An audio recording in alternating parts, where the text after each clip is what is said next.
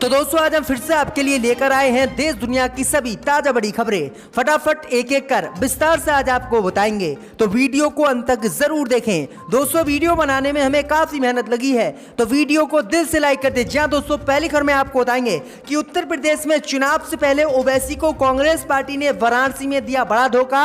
ओवैसी को धोखा देकर वाराणसी के सभी एआईएमएम नेताओं को कांग्रेस पार्टी में करा दिया शामिल। ओवैसी का चौथे आसमान पर पहुंचा गुस्सा। तो वहीं आपको बताएंगे दोस्तों कि कांग्रेस पार्टी ने असम में भाजपा के गौरक्षा कानून को बताया मुसलमानों के खिलाफ। कहा असम में गौरक्षा कानून लागू होते ही मुसलमानों की होगी दिन दहाड़े मॉब लिंचिंग। तो वहीं आपको बताएंगे दोस्तों कि वीगर मुसलमानों पर एक्शन में आया तुर्की। तुर्की के राष्ट्रपति रजब तैयब एर्दोगान ने चीनी राष्ट्रपति से की है फोन पर बात। कहा अगर मुसलमानों पर अत्याचार नहीं हुआ कम तो आप पर करेंगे कार्रवाई। तो वहीं आपको बताएंगे दोस्तों कि चीन से डरे मोदी। अमित शाह जयशंकर प्रसाद ने चीन से सभी इलाकों से सेना पीछे हटाने पर की बात। चीन बोला किसी कीमत पर नहीं हटेंगे पीछे। तो वहीं आपको बताएंगे दोस्तों कि ममता बनर्जी ने भाजपाइयों की बढ़ा दी मुश्किलें। नंदीग्राम चुनाव को चुनौती देने वाली याचिका पर हाई कोर्ट ने ली मंजूरी। तो भाजपाई पहुंचे सुप्रीम कोर्ट। कहा नहीं होनी चाहिए चुनाव में रिकाउंटिंग। तो वहीं आपको बताएंगे दोस्तों कि किसानों का आंदोलन अब पहुंचा संसद भवन। मोदी अमित शाह की बड़ी मुश्किलें। संसद भवन में अब 5000 किसान रोज डेली देंगे धरना। तो सभी खबरों को आपको बताने वाले हैं दोस्तों, वीडियो को लाइक कर दें। इसी बीच बढ़ते दोस्तों अगली खबर की ओर। तो उत्तर प्रदेश में चुनाव से पहले वाराणसी में कांग्रेस पार्टी ने ओवैसी को दिया धोखा। जहां दोस्तों आपको बता दें यह बड़ी खबर सामने निकल कर आई दोस्तों कि उत्तर प्रदेश में विधानसभा चुनाव लड़ने का ऐलान कर चुके एआईएमएम के प्रमुख असदुद्दीन ओवैसी को यूपी के वाराणसी में कांग्रेस पार्टी ने बड़ा धोखा दिया है। जी दोस्तों आपको बता दें कि असदुद्दीन ओवैसी के वाराणसी में जितने भी नेता थे और जो एआईएमएम के लिए काम कर रहे थे उन सभी नेताओं ने एआईएमएम पार्टी को छोड़कर कांग्रेस पार्टी का आज दामन थाम लिया है, जिसके बाद कांग्रेस पार्टी ने ये बड़ा झटका ओवैसी को दिया है। भैया आपको बता दें कि कांग्रेस पार्टी में शामिल होने पर एआईएमएम के एक बड़े नेता ने बयान दिया है। उन्होंने कहा है कि जिस तरह से इन नेताओं ने असदुद्दीन ओवैसी को ऐन वक्त पर धोखा दिया है उसी तरह से कांग्रेस पार्टी भी इन सभी नेताओं को वाराणसी में धोखा देगी और फिर ये रोते हुए असदुद्दीन ओवैसी की पार्टी में दोबारा शामिल होंगे। भैया आपको बता दें कि असदुद्दीन ओवैसी आज संभल और मुरादाबाद के दौरे पर आए हुए हैं और यहां पर रैलियां कर रहे हैं। असदुद्दीन ओवैसी की यूपी विधानसभा चुनाव को लेकर ये पहली रैली उत्तर प्रदेश में है। वहीं आपको बता दें कि मुरादाबाद के बाद आज असदुद्दीन ओवैसी संभल जाएंगे।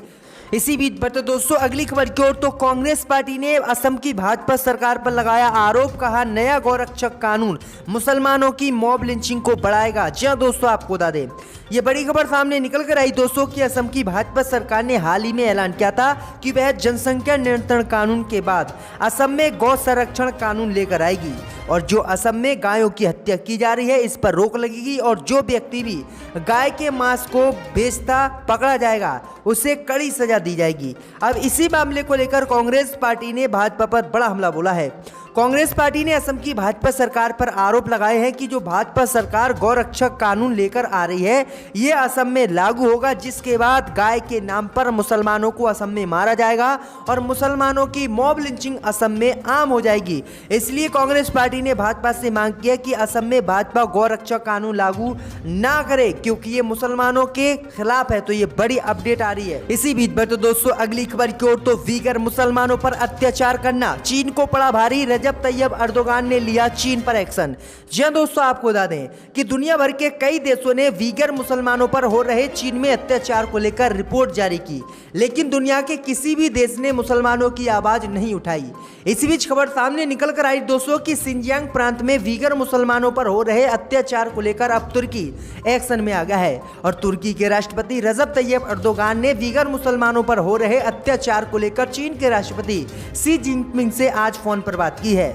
जी हाँ दोस्तों आपको बता दें कि रजब तैयब एर्दोगान ने धमकी दी है चीन को कि अगर इन्होंने मुसलमानों पर अत्याचार करना कम नहीं किया तो हम इस पर एक्शन लेंगे और संयुक्त राष्ट्र में इस मसले को उठाएंगे और अमेरिका का साथ देकर चीन को घेरेंगे। तो ये बड़ी अपडेट आई दोस्तों कि रजब तैयब एर्दोगान यानी तुर्की ने मुसलमानों पर ये एक्शन लिया है। इसी बीच बढ़ते दोस्तों अगली खबर की ओर। तो कृषि कानून को लेकर मोदी अमित शाह की बड़ी मुश्किलें। संसद भवन पहुंचा किसानों का आंदोलन। भाजपा भाइयों की बड़ी मुश्किलें। जी हां दोस्तों, आपको बता दें कि कृषि कानून को लेकर मोदी अमित शाह को अब बड़ा झटका लगा है। जी हां दोस्तों, आपको बता दें कि किसानों का आंदोलन अब संसद भवन पहुंच गया है। जी हां दोस्तों, आपको बता दें कि किसान नेता राकेश टिकैत ने ऐलान किया है कि 19 जुलाई को जब मानसूनी सत्र संसद में शुरू होगा तो वह संसद भवन में 200 किसानों के साथ विरोध प्रदर्शन मोदी सरकार का करेंगे। राकेश टिकैत ने कहा कि हम लगातार रोज ये विरोध प्रदर्शन करेंगे और मोदी सरकार से तीनों कृषि कानून वापस करा करेंगे। उन्होंने कहा कि पिछले 7 महीनों से हमारा आंदोलन जारी है, लेकिन हम मोदी सरकार से हर कीमत पर कृषि कानून रद्द कराएंगे और तभी हम अपने घर वापस जाएंगे। तो ये बड़ा ऐलान कर दिया है राकेश टिकैत ने, जिससे भाजपाइयों की मुश्किलें बढ़ गई हैं। इसी बीच पर तो दोस्तों अगली खबर की ओर, तो नंदीग्राम विधानसभा सीट पर भाजपाइयों ने की थी मतगणना में गड़बड़ी, अब हाई कोर्ट ने दी मंजूरी, तो भाजपा पहुंची सुप्रीम कोर्ट।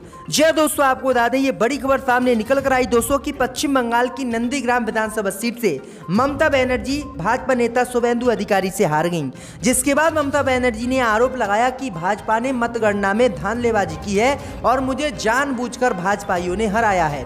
अब इसी मामले को लेकर ममता बनर्जी कलकत्ता हाईकोर्ट पहुंची और कलकत्ता हाईकोर्ट में ममता बनर्जी ने याचिका लगाकर रिकाउंटिंग की मांग की थी। वहीं आपको बता दें कि कलकत्ता हाईकोर्ट ने रिकाउंटिंग के फैसले को ममता बनर्जी के मान लिया है और इस पर निर्देश दे दिया है, जिसके बाद भाजपा की पोल खुलने से पहले ही भाजपा ने अब सुप्रीम कोर्ट का रुख किया है और सुप्रीम कोर्ट में नंदीग्राम विधानसभा सीट पर रिकाउंटिंग ना कराने की अपील भाजपाइयों ने सुप्रीम कोर्ट से की है।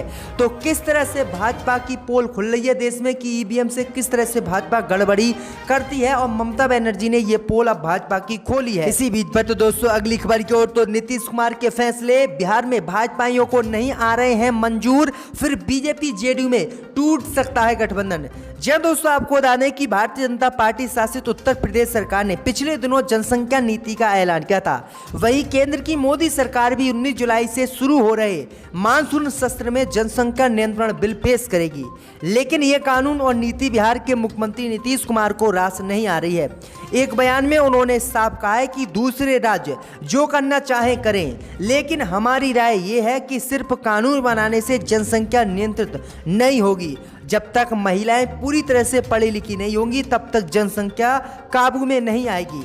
वहीं आपको बता दें कि बीजेपी के नेताओं को नीतीश कुमार का यह बयान रास नहीं आया और अब बिहार में सवाल उठ रहे हैं कि बिहार में नीतीश और बीजेपी के बीच जो गठबंधन है क्या वह टूटने वाला है? क्या नीतीश कुमार लालू यादव के साथ गठबंधन करके बिहार में नई सरकार बनाएंगे? तो ये बड़ी अपडेट आ रही दोस्तों कि बिहार में कभी भी गठबंधन टूट सकता है बीजेपी और जेडीयू का। इसी बीच पर तो दोस्तों अगली खबर की ओर, तो चीन से डरे मोदी अमित शाह, जयशंकर प्रसाद ने चीन से की सेना पीछे हटाने पर बात। जी हाँ दोस्तों, आपको बता दें कि भारत और चीन के बीच लद्दाख स्थित LAC पर पिछले साल शुरू हुए तनाव अब तक खत्म नहीं हुआ है, जहां पहले सैन्य स्तर की बातचीत के बाद दोनों देशों ने पेंगोंग त्सो से सेना पीछे करने पर सहमति जताई थी। वहीं बाकी इलाकों में अब तक आमना सामना जारी है। हाल ही में SCO की बैठक में जयशंकर ने चीनी विदेश मंत्री के सामने बाकी इलाकों से भी सेना पीछे करने का मुद्दा उठाया था। जब दोस्तों आपको बता दें कि पहले चीन ने वादा किया था भारत से कि हम सेना को इन स्थानों से पीछे हटा लेंगे, लेकिन भारत ने तो अपनी सेना पीछे हटा ली, लेकिन चीन ने कुछ सैनिकों को हटाकर अन्य सैनिकों को नहीं हटाया, जिसके बाद मोदी अमित शाह की मुश्किलें बढ़ी। वहीं आपको बता दें कि 1-2 दिन पहले चीन ने भारत की सीमा में घुसकर चीन के झंडे लहराए और भारत को चेतावनी दी कि अगर भारत ने कोई कार्रवाई की तो जिस तरह से पिछले साल 20 सैनिकों को शहीद किया गया उसी तरह से हम हमला करेंगे। तो ये बड़ी अपडेट आ रही दोस्तों कि चीन से मोदी अमित शाह बुरी तरह से डरे हुए हैं, जबकि देश की जनता लगातार 20 शहीद हुए सैनिकों का बलिदान चीन से वापस लेने की मोदी सरकार से मांग कर रही है। इसी बीच पर तो दोस्तों अगली खबर की ओर, तो कांग्रेस पार्टी बोली महाराष्ट्र में शिवसेना शरद पवार की है रिमोट कंट्रोल सरकार, जो चाहे बुक करा सकते हैं। जी दोस्तों, आपको बता दें कि महाराष्ट्र कांग्रेस अध्यक्ष नाना पटोले ने बुधवार को राष्ट्रवादी कांग्रेस पार्टी यानी NCP के प्रमुख शरद पवार को राज्य में शिवसेना के नेतृत्व वाली महाविकास अघाड़ी सरकार का रिमोट कंट्रोल बताया है। पटेल ने एक क्षेत्रीय समाचार चैनल से बात करते हुए टिप्पणी की कि राकांपा शिवसेना के बाद MBA का दूसरा सबसे बड़ा घटक कांग्रेस है। उन्होंने कहा कि जो शरद पवार चाहेंगे वह कांग्रेस पार्टी सहित शिवसेना महाराष्ट्र में करेगी। शरद पवार को महाराष्ट्र की शिवसेना सरकार का रिमोट कंट्रोल कांग्रेस पार्टी ने शरद पवार को बताया है और कहा है कि शरद पवार जो कहेंगे वह शिवसेना सरकार महाराष्ट्र में करेगी। तो किस तरह से कांग्रेस पार्टी ने यह दावा कर दिया है। इसी बीच पर तो दोस्तों अगली खबर की ओर तो एयर इंडिया के साथ सिंधिया भी है बिकाऊ। छत्तीसगढ़ के सीएम भूपेश बघेल ने बोला हमला। जी हां दोस्तों, आपको बता दें कि कांग्रेस के पूर्व नेता और मध्य प्रदेश से बीजेपी के राज्यसभा सांसद ज्योतिरादित्य सिंधिया को पिछले दिनों मोदी मंत्रिमंडल विस्तार में अहम जिम्मेदारी देते हुए उन्हें नागरिक उड्डयन मंत्रालय की जिम्मेदारी दी गई। अब इस पर कांग्रेस की तरफ से लगातार हमले और तंज किए जा रहे हैं। बुधवार को छत्तीसगढ़ के मुख्यमंत्री भूपेश बघेल ने उन्हें बेकाऊ करार दे दिया है। सीएम बघेल ने केंद्रीय मंत्री ज्योतिरादित्य सिंधिया पर तंज कसते हुए कहा है कि सरकार एयर इंडिया को बेचने जा रही है और उस मंत्रालय की कमान ज्योतिरादित्य सिंधिया के हाथों में दी गई है।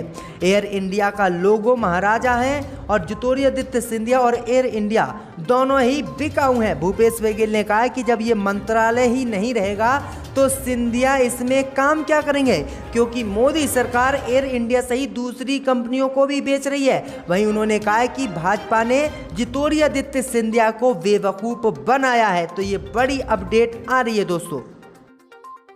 इनकी मोतली को वापस लिया जाए।